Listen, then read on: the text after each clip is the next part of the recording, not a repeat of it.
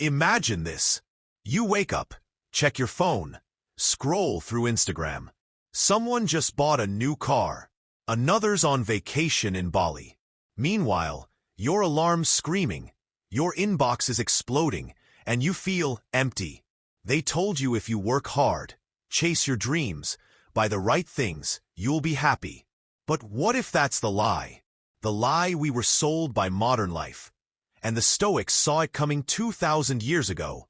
We live in a world of endless noise. 24/7 notifications. Hustle harder. Grind more.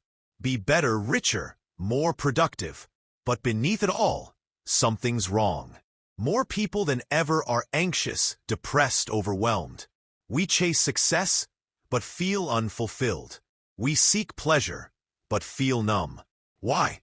Because we've been programmed not to live, but to consume. The Stoics, ancient philosophers from a brutal, chaotic world, gave us the exact roadmap out. Not for comfort, but for clarity, purpose, and true power. This is their truth.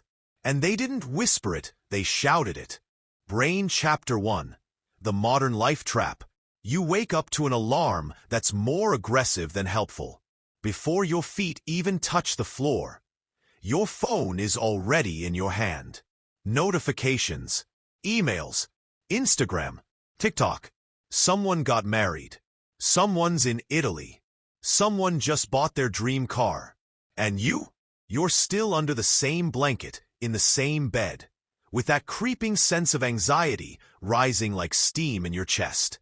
This is modern life. Hyper-connected, always online, supposedly easier than ever. And yet, somehow, we're more lost than ever. We've been conditioned to believe that comfort is the ultimate goal, that life should feel good all the time. If it doesn't, something's wrong. If you're not happy 24/7, you're broken. So what do? We escape. Into our phones. Into sugar. Into dopamine. We scroll instead of think. We consume instead of create. We numb instead of feel. But here's what no one tells you. Every comfort you run toward is slowly stealing your strength. We live in the age of convenience. Everything is one tap away. Food, entertainment, sex, validation, delivered instantly. And because of this, we've lost the ability to sit with discomfort. We treat boredom like a disease. Silence makes us anxious. Even standing in line without pulling out your phone feels unbearable. The Stoics saw this weakness coming centuries ago. Seneca, one of the great Stoic thinkers, once wrote, "It is not that we have a short time to live, but that we waste a lot of it." He didn't say this in an age of smartphones or streaming services. He said it in ancient Rome. And yet it sounds like he's talking directly to us. We've mistaken being busy for being alive. We measure productivity in to-do lists, but not purpose.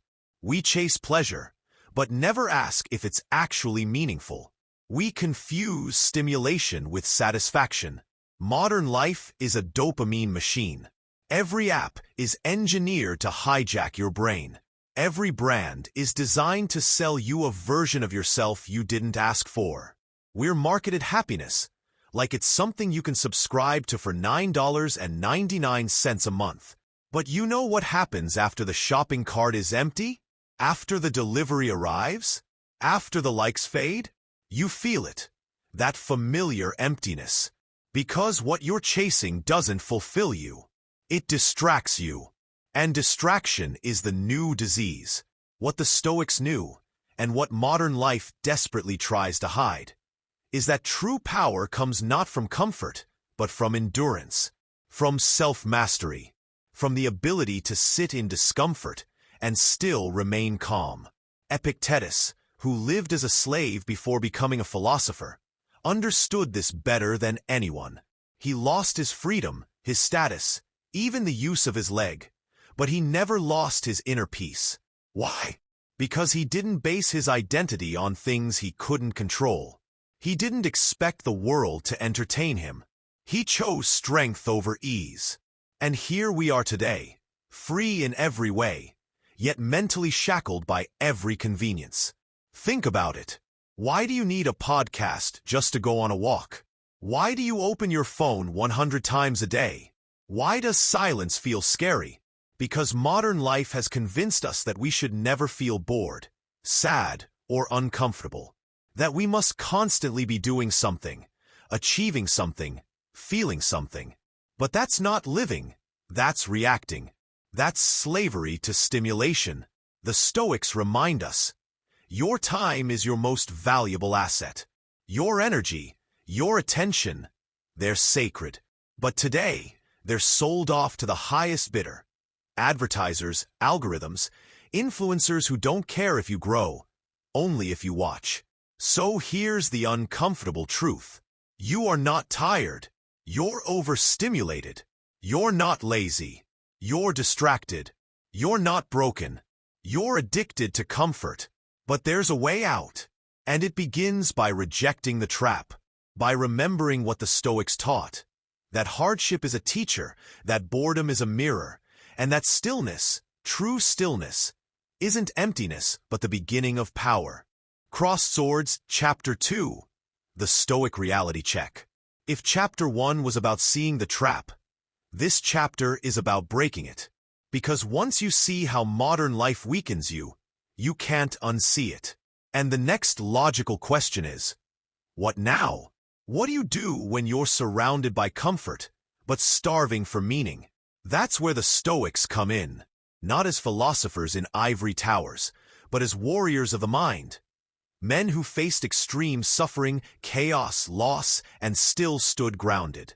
Still spoke with clarity. Still lived with purpose. Let's start with Epictetus, born into slavery. Crippled, powerless by every modern metric.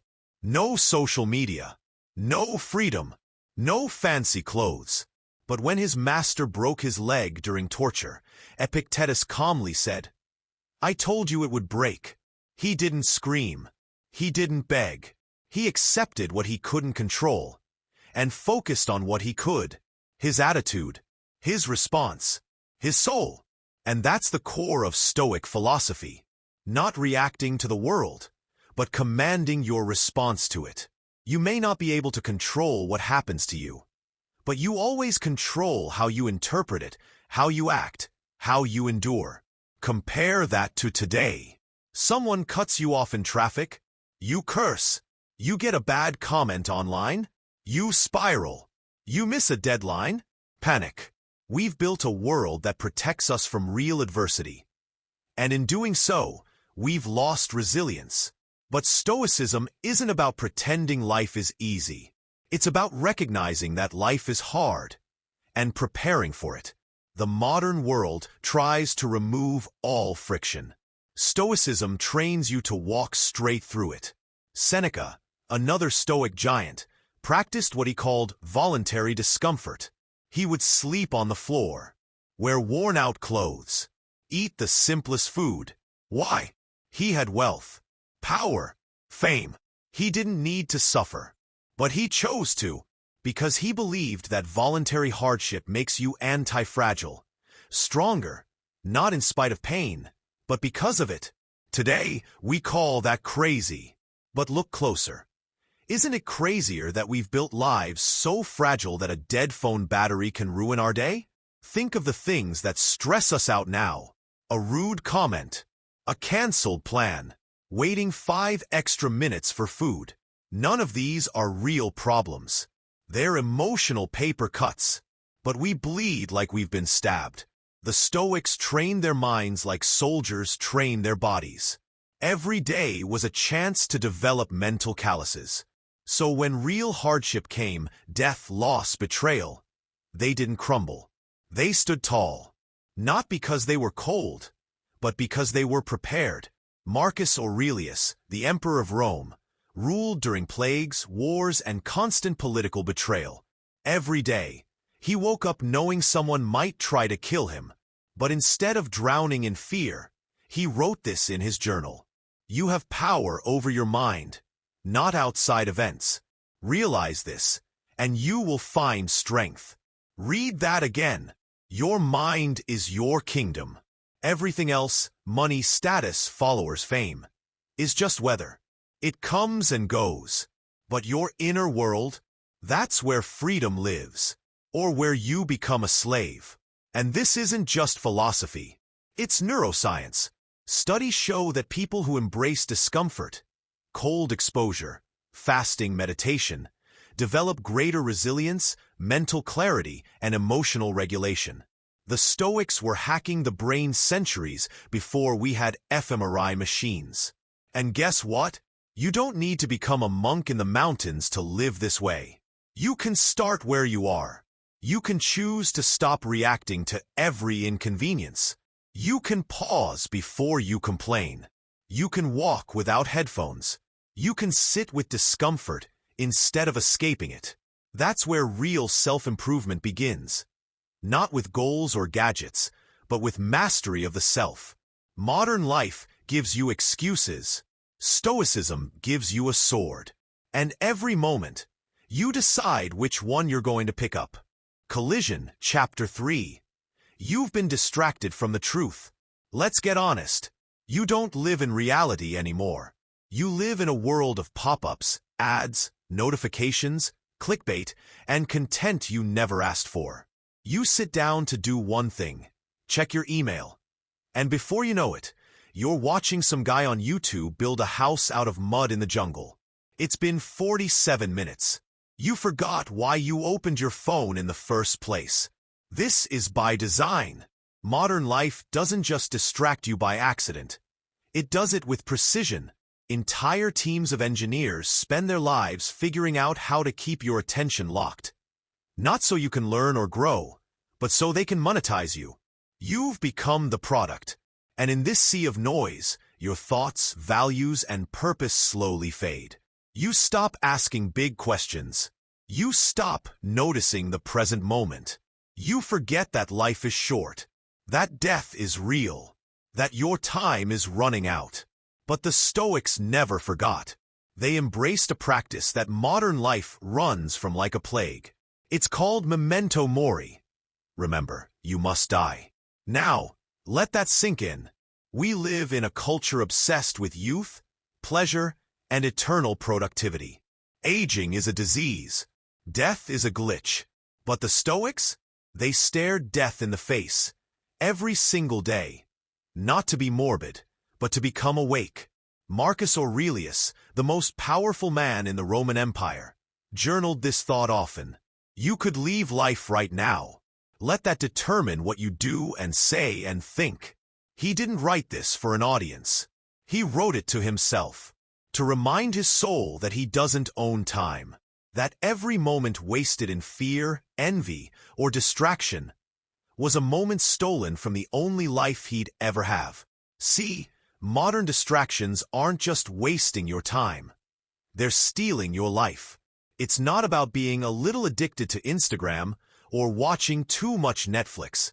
It's about your finite existence being bled out, one meaningless scroll at a time. And what are you getting in return? More anxiety, more comparison, more numbness. We've confused stimulation for satisfaction. You feel busy, but you're not moving forward. You feel full, but you're not nourished. You feel seen, but not known. The Stoics lived in brutal times, plagues, war, betrayal, exile. And yet their clarity was sharper than anything you'll find in a self-help book today. Why? Because they knew that mortality is the ultimate motivator. When you remember that you're going to die, two things happen. You stop wasting time on things that don't matter. You start living with urgency, purpose, and presence. But we've anesthetized death. We put it behind closed doors. We turn away from cemeteries. We distract ourselves every second so we don't feel that little whisper inside us that says, "This won't last forever." But here's the thing. That whisper is the truth. And when you start listening to it, your life changes. You stop chasing validation. You stop performing for the algorithm. You stop being ruled by fear. Because when you truly grasp the fact that you could die tomorrow, the little things stop mattering, and the real things become impossible to ignore. That's the Stoic gift. Not peace through comfort, not clarity through control, but power through awareness. The modern world will do everything it can to keep you asleep, but the Stoics want you awake, wide awake, to the fragile, beautiful, fleeting miracle of being alive right now. So ask yourself, if you died tonight, would you be proud of how you live today? Or did you spend it distracting yourself from that very question? It's not too late. Not if you start now. Fire, Chapter 4. The Transformation of the Modern Man. Let me tell you a story, not about a philosopher from ancient Greece, but about a guy you probably know. Maybe you are him. His name's not important, but his life is familiar. He's 32, lives in a city, has a decent job, makes good money, drives a nice car. He's got the streaming services, the gym membership, the takeout receipts. From the outside, everything looks fine. But inside, he's drowning. He wakes up exhausted, even after 8 hours of sleep. He spends most of his day reacting. Emails, meetings, texts, scrolls. He doesn't know what he believes in anymore. He just exists. And worst of all, he feels guilty for not being happy. He has everything modern life promised: comfort, access, entertainment. But none of it means anything. He doesn't feel alive. He feels numb. One night, lying awake in bed at 3 a.m., he Googles something simple. Why do I feel empty all the time? He ends up on a forum. Some old thread. Someone mentions a book. Meditations by Marcus Aurelius. He orders it on a whim. Doesn't expect much. The book arrives. It's small, plain, but when he opens it, it hits him like a thunderbolt. You could leave life right now.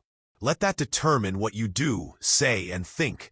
That line, he rereads it 5 times. Because it doesn't sound like a quote from 2,000 years ago.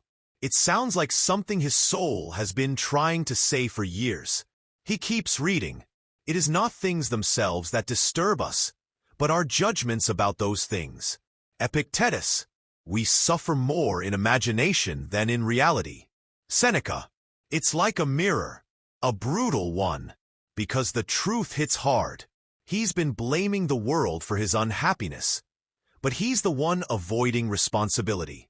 So he makes a decision. No big announcement. No motivational music. Just a quiet, stoic vow. I'm going to take my life back. The next morning, he wakes up earlier. Not because he has to, but because he wants to face the day with intention. He doesn't touch his phone for the first hour. He writes in a journal. Nothing fancy, just thoughts, fears, goals. He asks himself the Stoic question, what can I control today? He starts small, takes cold showers, not to be tough, but to train his mind to sit with discomfort, deletes social apps off his phone, not to be a monk, but to reclaim his attention, stops multitasking, starts walking in silence, eating without screens, listening, thinking, feeling. At work, he stops complaining, starts leading. He stops saying yes to everything. He finds boundaries, discipline, focus. His friends notice. They say, "You seem different, man." He smiles, not because he's changed overnight, but because for the first time in years, he feels like himself. He doesn't need external motivation anymore. He has principles, a code. When stress hits, and it still does, he doesn't panic. He returns to his Stoic training. Is this within my control? If yes, he acts. If no, he accepts. Simple, powerful, unshakable. And the best part, he no longer fears death, because he's finally started living. You see, Stoicism doesn't just sound good in a book. It works in breakups, in layoffs, in anxiety, in chaos. It works for the modern man who's tired of numbing himself and ready to feel alive again. Because when you stop living on autopilot, When you stop outsourcing your peace. When you look life in the eye and say, I will be ready, no matter what. That's when transformation begins. Classical Building, Chapter 5. The Path to Real Freedom. Let's pause for a moment and ask the deeper question. What does freedom actually mean? Most people would say, money, time, the ability to do whatever you want, whenever you want. But that's not freedom. That's comfort dressed as control.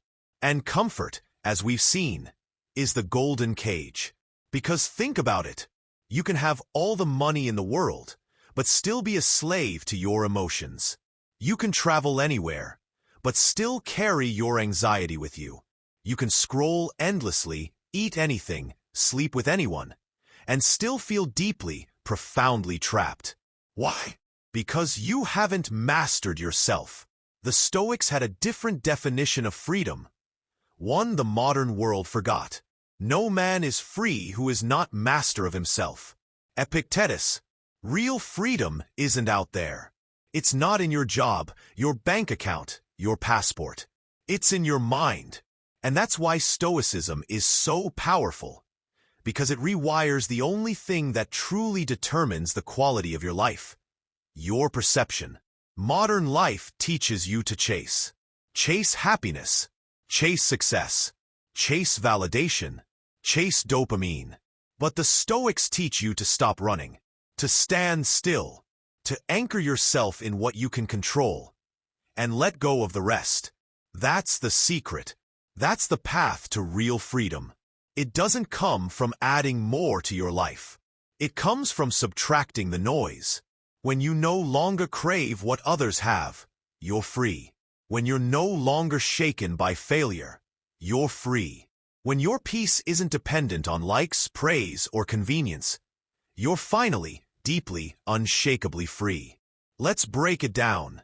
You're angry? The Stoics would ask. What judgment are you placing on the situation? Can you pause, breathe, and respond instead of react? You're anxious? The Stoics would ask, are you worrying about something outside your control? Then why let it dominate your mind? You're lost? They'd say, return to your principles, clarify your values, ask what a wise person would do, and do that, even if it's hard. This isn't theory. This is a roadmap, because once you start living by virtue, by courage, wisdom, temperance, and justice, you start to feel lighter. Your mind clears. Your priorities sharpen. You walk through the world with inner armor. Not because nothing can hurt you, but because nothing can control you. Modern life offers you quick highs. Stoicism offers you something better. Deep peace. The kind of peace that says, let the world do what it wants. I will respond with reason. Let hardship come. I will grow stronger through it. Let success arrive. I will remain humble. Let death take me. I will meet it with grace. Can you imagine what kind of life that creates? You become calm in chaos, patient in pressure, grounded in noise. You stop reacting and start leading, not others but yourself. And from that, everything changes.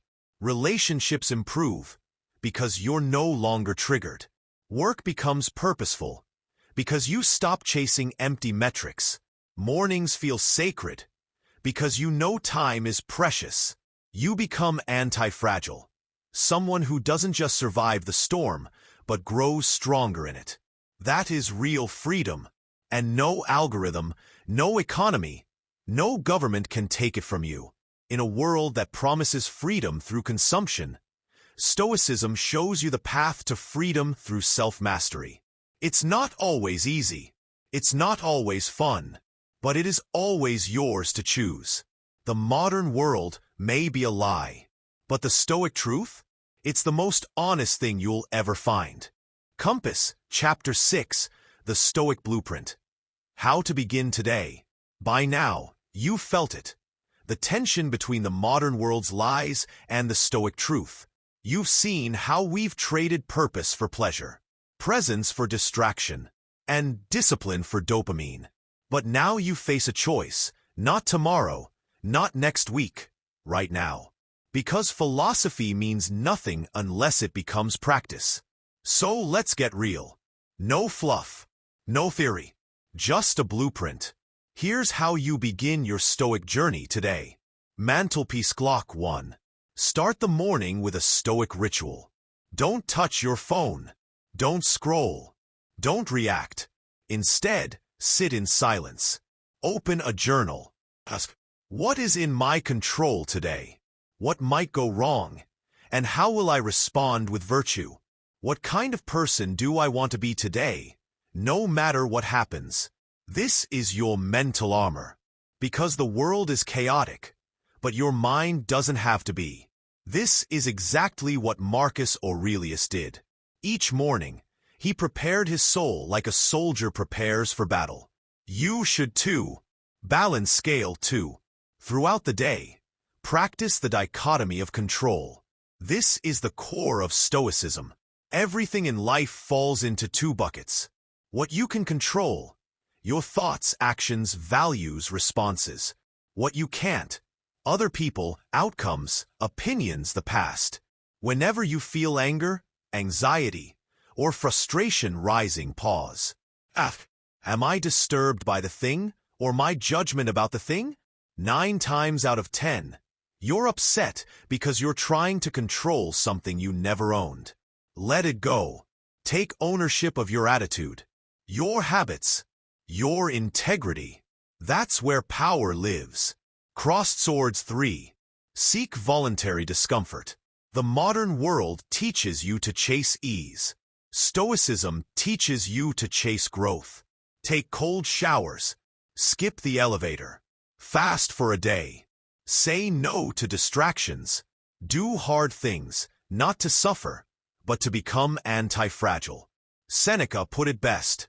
Set aside a certain number of days, during which you shall be content with the scantiest fare, with coarse and rough dress, asking yourself all the while, is this the condition I feared? When you do this, you realize, comfort doesn't make you safe. Courage does. Skull and crossbones 4. Practice memento mori. Every day, remind yourself of this one truth. You will die. This isn't negative. It's liberating. It's the end of procrastination, the end of excuses, the end of living someone else's life. Write it on a note. Make it your wallpaper. When things upset you, remind yourself, this will pass, and so will I. You don't have forever, but you do have now. Shield 5.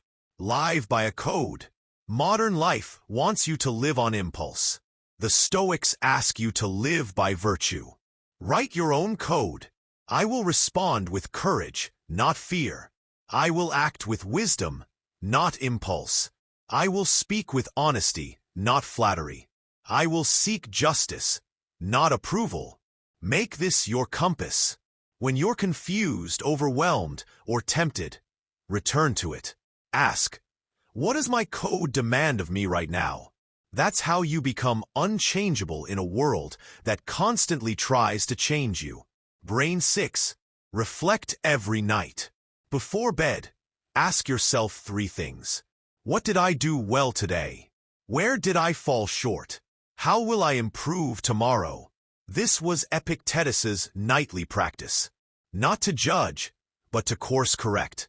Because discipline doesn't come from punishment. It comes from self-awareness. Checkered flag. This is the path. No apps, no hacks, just timeless wisdom, brutal honesty, and relentless courage. The Stoics didn't live easy lives. They were exiled, betrayed, enslaved, broken, but they died free. You can too, not by escaping the modern world, but by rising above it.